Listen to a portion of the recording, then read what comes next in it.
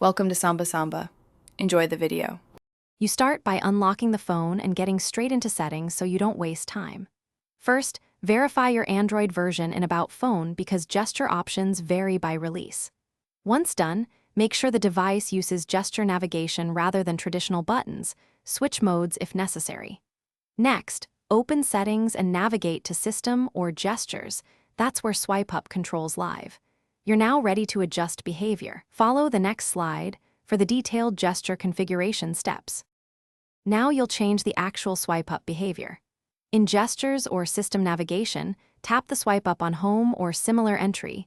This reveals choices like App Drawer, Assistant, or None. You should choose one and test it right away so you know how the phone responds. If your manufacturer offers sensitivity or edge width sliders, tweak them to reduce accidental triggers. Make small adjustments and test after each change. Finally, confirm changes persist across a reboot by restarting the phone.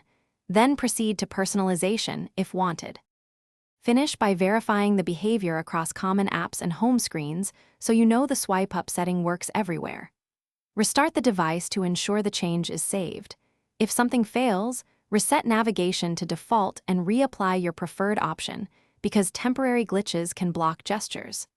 Make sure no third-party launcher or accessibility service is intercepting gestures. Disable them briefly to test.